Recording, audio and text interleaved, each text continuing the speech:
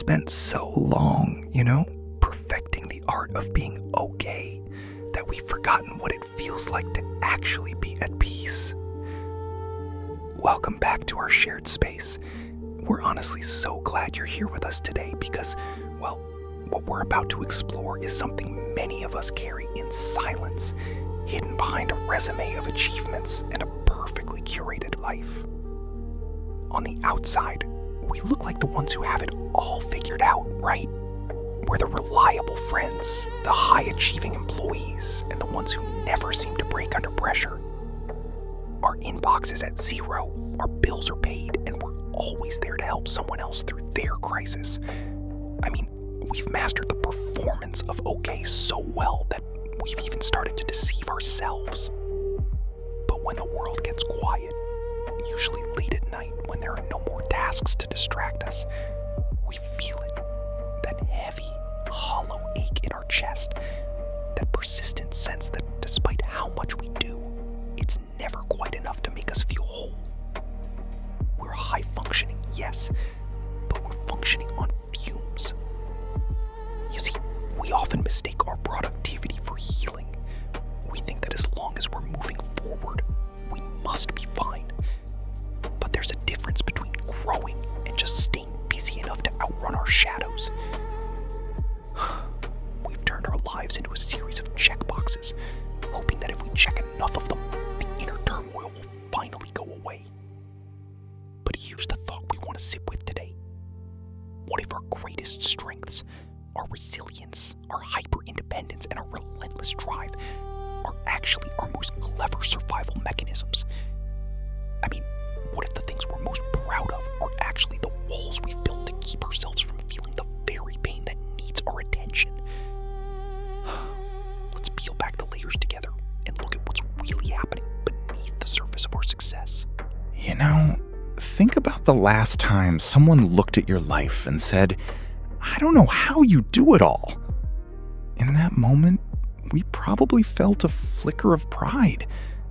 It's a compliment, right?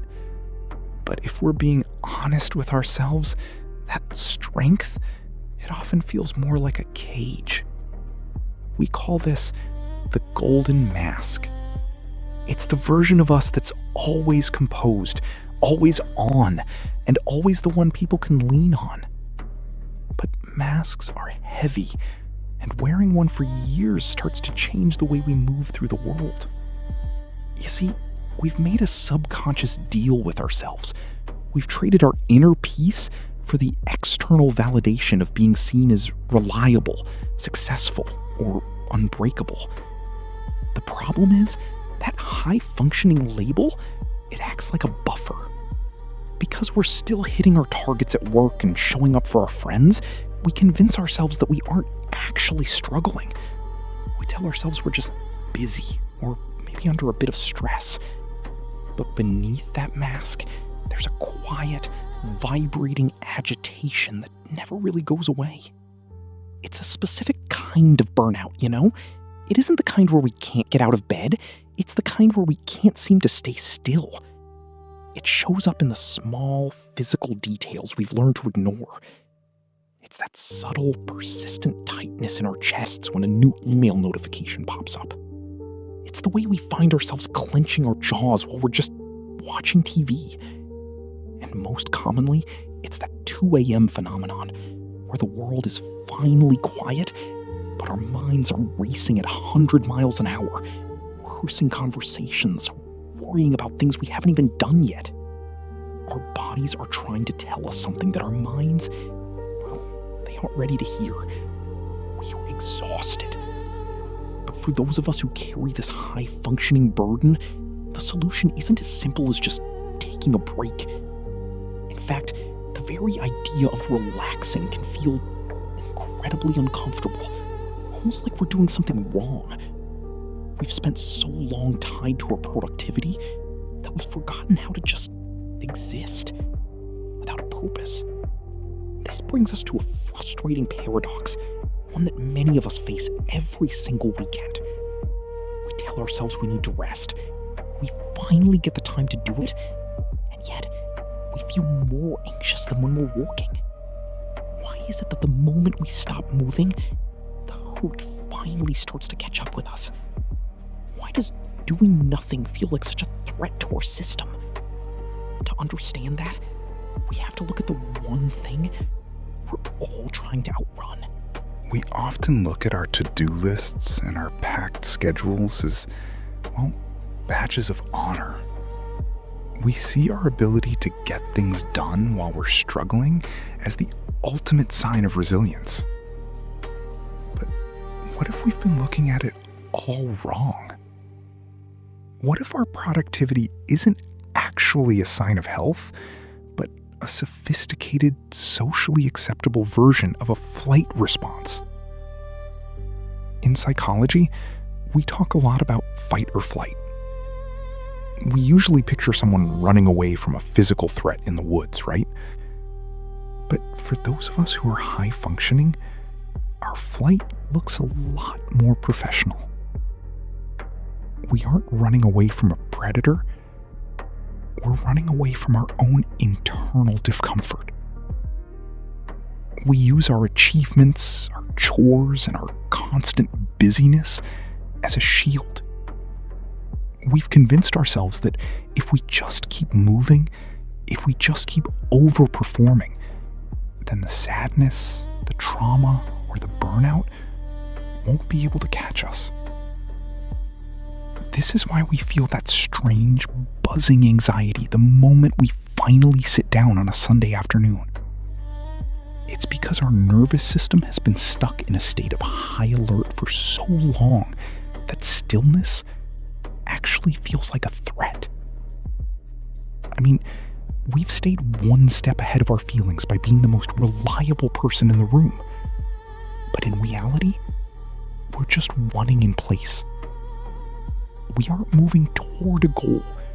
We're just exhausting ourselves so we don't have to sit with what's waiting for us in the quiet. We need to start reframing our success, not as a personality trait, but as a nervous system state.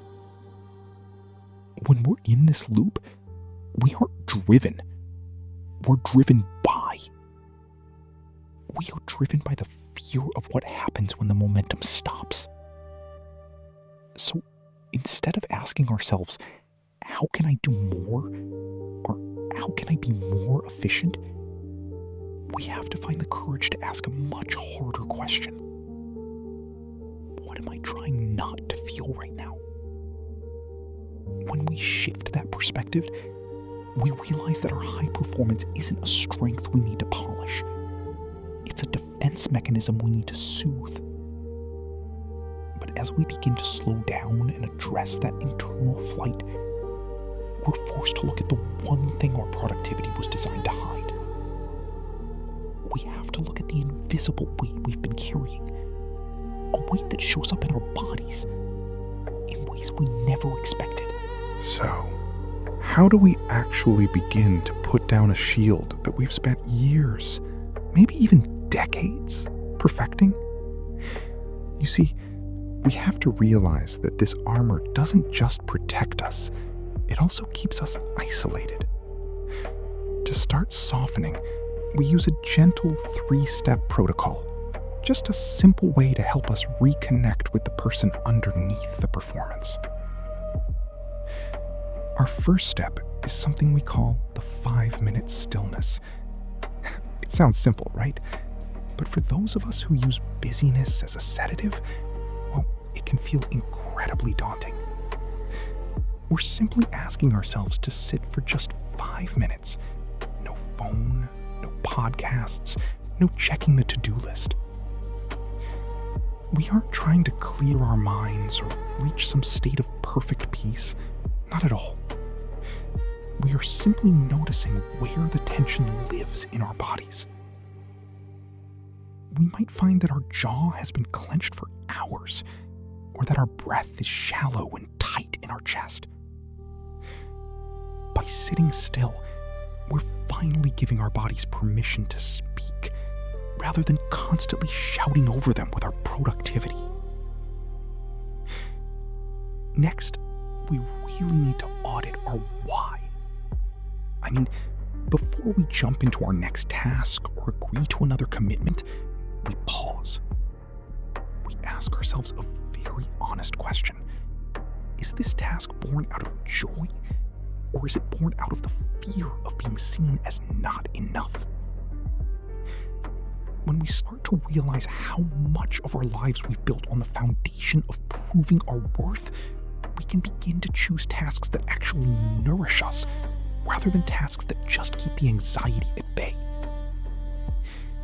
It's about learning the difference between achieving because we want to and achieving because we're afraid of what happens if we stop.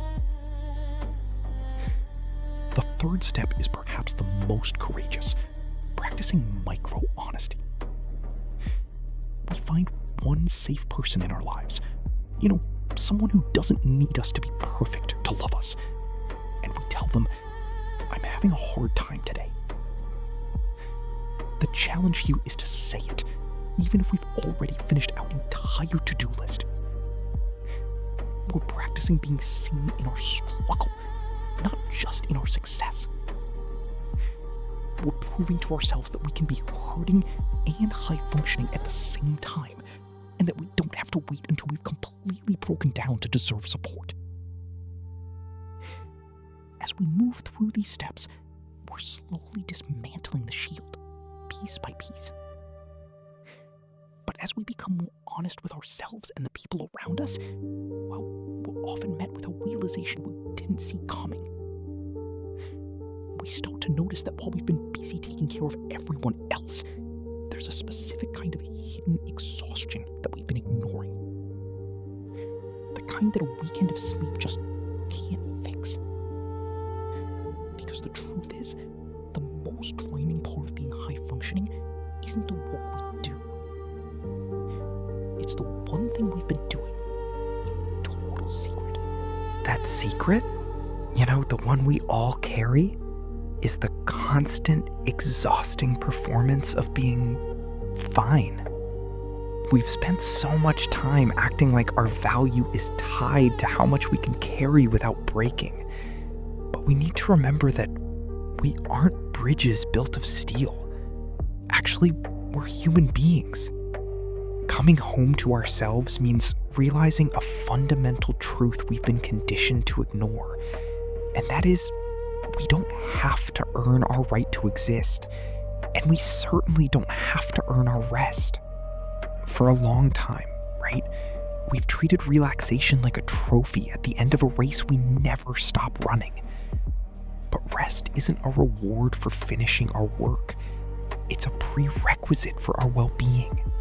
We often think peace is a destination, a place we'll finally reach once the inbox is at 0, the house is perfect, and everyone around us is taken care of. But for those of us who are high-functioning but hurting, peace isn't the absence of tasks. It's the presence of self-compassion. It's that quiet, gentle voice inside that finally says, "I see that you're tired, and it's okay to stop now." It's the permission we give ourselves to be messy, to be unfinished, and to be not okay without it ever being a failure.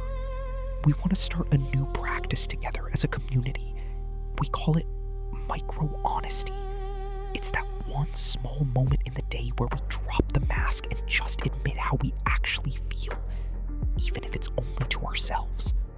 It's the beginning of dismantling that shield and finally letting ourselves be seen. We'd love to hear from you in the comments. What's one micro-honesty moment you've had lately? Maybe it was admitting you were overwhelmed, or finally saying no to a favor you just didn't have the capacity for. Your stories help all of us feel, a little less alone on this path. If this conversation resonated with you and you're looking for a place to heal and grow, please subscribe to Psyche Unveiled